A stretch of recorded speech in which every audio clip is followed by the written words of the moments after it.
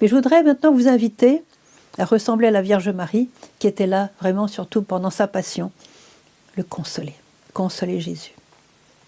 Alors j'ai 2 points, il y en a 1000 autres, mais j'ai 2 points qui sont peu traités, je dirais, c'est pour ça que je les traite aujourd'hui. D'abord, essayez le plus possible de mettre l'accent sur l'adoration du Saint-Sacrement. Soit que vous allez dans votre église et vous adorez Jésus caché dans le tabernacle, comme dit le petit Francisco de Fatima, je vais adorer Jésus caché. Il adore qu'on l'adore quand il est caché. Il a peu de visiteurs, je vous le dis tout de suite. Il a très peu de visiteurs. Et quand il a un visiteur, il est extrêmement content et consolé parce qu'il a beaucoup de grâce à donner. Mais il ne peut pas les donner s'il n'y a pas un cœur qui les reçoit. Donc soyez ce cœur devant lui pour recevoir les cadeaux, les trésors. Voilà. Mais il y a une chose auquel on ne pense pas. Il y a des hosties dans lesquelles Jésus habite dans sa plénitude, corps, âme, esprit, voilà. Il est totalement présent dans une hostie consacrée. Et qu'est-ce qui se passe, malheureusement, de plus en plus souvent? C'est que certaines hosties sont volées dans les tabernacles. Et volées pourquoi? Qu'est-ce qu'intéresse un petit morceau de pain? Ces personnes qui volent les hosties. Alors ce sont des personnes genre satanistes et tout ça, qui ont des activités secrètes. Jésus est torturé. Parce que dans l'hostie, il y a Jésus complètement présent. Une histoire qui appartient à la vie de mère Yvonne Aimée, donc de Malestroit. Donc elle était encore jeune, elle avait 17 ans. Et Jésus lui dit, écoute, va me chercher dans telle maison, à telle adresse, dans telle ville. Va me chercher. Quelqu'un a volé une hostie. Va me chercher chez cette personne. Elle prend le train, elle frappe, Jésus lui avait tout donné, les enseignements. Elle frappe à la porte de cette personne, elle sonne, il y a une dame qui lui ouvre. Et elle dit tout de suite, je viens chercher l'hostie. La femme se met à trembler, des pieds à la tête. Et en tremblant, elle emmène Yvonne Aimée vers son salon. Et là, toujours en tremblant, elle ouvre une boîte. Et dedans, il y avait une hostie.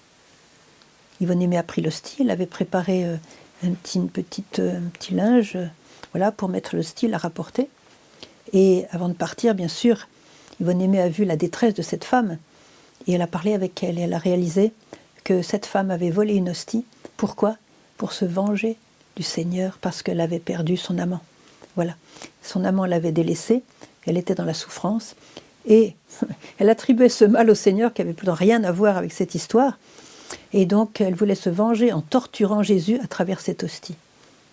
Vous voyez? Alors évidemment, je ne vous raconte pas toute l'histoire.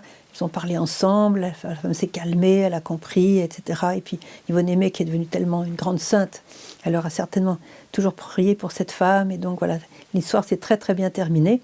Mais pour vous dire que je vous donne une histoire qui est encore la moindre, parce que quand ce sont les satanistes qui volent des hosties, je ne vous dis pas ce qu'ils font.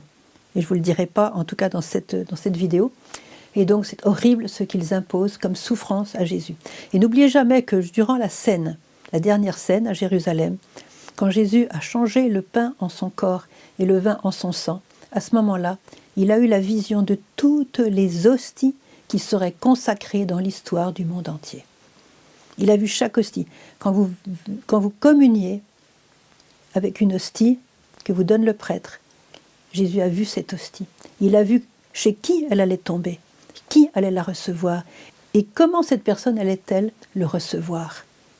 Comment allait-elle traiter cette hostie. Vous voyez? Alors, c'est important de bien traiter Jésus.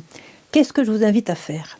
C'est qu'aujourd'hui, il y a beaucoup d'hosties qui sont, comme chez cette femme, dans des petites boîtes et qui sont prêtes à être utilisées pour des sacrilèges horribles.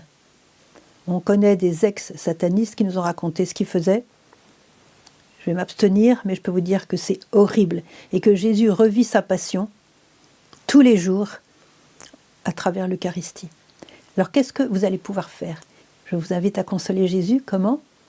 Eh bien, adorer en esprit les hosties qui sont volées. Les hosties, elles sont dans vos tabernacles, dans vos églises. D'accord, allez-y.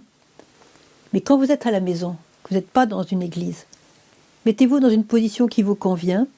Et à ce moment-là, dites à Jésus, Seigneur Jésus, en esprit, je me mets à côté d'une des hosties qui a été volée par quelqu'un par quelqu'un de méchant contre toi. Et j'adore de tout mon cœur cette hostie. Parce que quand Jésus était dans sa passion, il a été livré, comme il dit lui-même, livré aux mains des pécheurs. Tout le monde s'est mis contre lui. Judas, qui le trahit. La petite armée qui est venue le ligoter pour l'emmener chez Caïphe. Ensuite, Pierre qui renie. Ensuite, Pilate qui se lave les mains en disant « Moi, j'ai rien à faire avec cette histoire, c'est votre affaire. » Voilà, dans sa lâcheté, alors qu'il pouvait le libérer et qu'il connaissait son innocence. Ensuite, les grands prêtres qui ont poussé la foule à crier « Crucifie-le, crucifie-le », etc. Alors que dans la foule, il y avait la moitié qui avait été guérie par Jésus, délivrée par Jésus. Donc, enfin, je passe les détails. Jésus a eu tout le monde contre lui. Eh bien, cette hostie qui réside dans la maison de quelqu'un qui veut lui faire du mal, il n'y a personne pour l'adorer. Il n'y a personne. Il est tout seul. Il est tout seul face à ses ennemis et il sait ce qui l'attend. Alors, soyez là en esprit pour dire « Jésus, je t'aime. Jésus, je t'adore. Jésus, je voudrais vraiment te servir de tout mon cœur. Je voudrais vraiment rester avec toi tout le temps. Sois avec moi, Jésus, et moi je suis avec toi. N'aie pas peur, Seigneur. Je voudrais vraiment être ton compagnon. Je voudrais vraiment veiller avec toi, prier avec toi. Je voudrais ne pas te lâcher, Seigneur. Je sais bien que je suis un pécheur, je suis pas très propre, mais Seigneur, c'est mieux que tous ces ennemis qui sont autour de toi. Alors je vais te garder, je vais t'adorer. » Et vous adorez tout simplement l'hostie qui a été volée. Qui le fait? Et je crois que Jésus sera très consolé. Parce que près de l'hostie volée, dans toutes les hosties, il y a Marie qui est toujours là près du Saint-Sacrement, et puis Saint Michel Archange qui est le gardien de l'Eucharistie. Alors ça, c'est une des consolations que je vous invite à faire.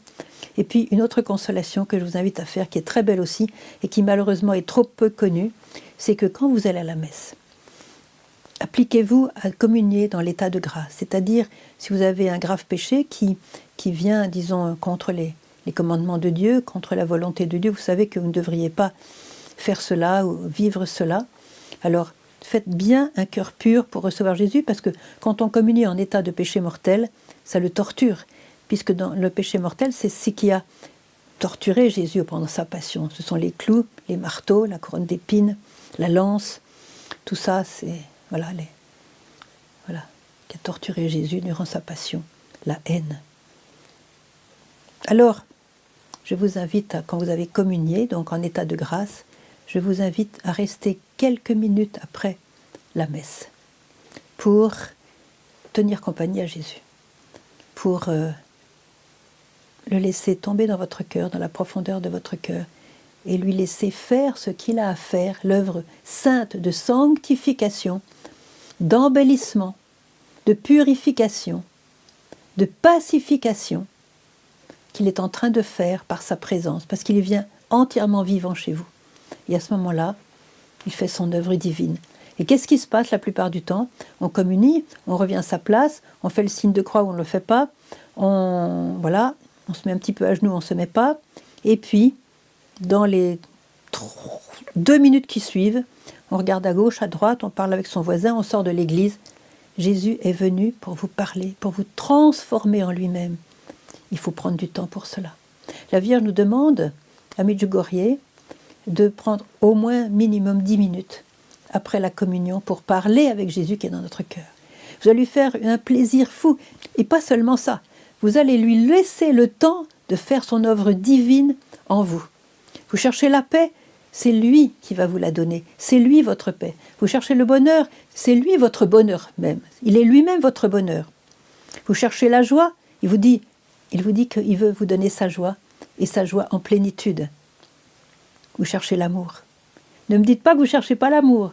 Vous cherchez l'amour, vous désirez l'amour. Il est amour. Et là, vous avez reçu l'amour. Laissez l'amour vous pénétrer comme une eau pure qui vient dans toutes les cellules de votre cœur, de votre âme, qui vient vous régénérer. Vous avez besoin de cet amour. Accueillez-le.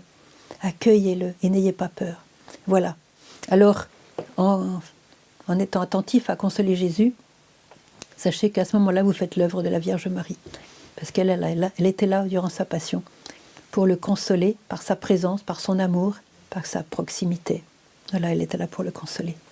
Alors, demandez à Marie qu'elle vous inspire pour pouvoir consoler Jésus pour pouvoir lui donner cette joie au milieu de tant de souffrances que le monde lui impose, en piétinant les commandements de Dieu, en piétinant les valeurs les plus fondamentales de l'humanité. Vous allez être celui ou celle qui va consoler Jésus en prenant la main de Marie, et Marie va vous guider pour faire vraiment durant ce temps de préparation à Pâques le meilleur temps pour Jésus de toute votre vie jusqu'à présent.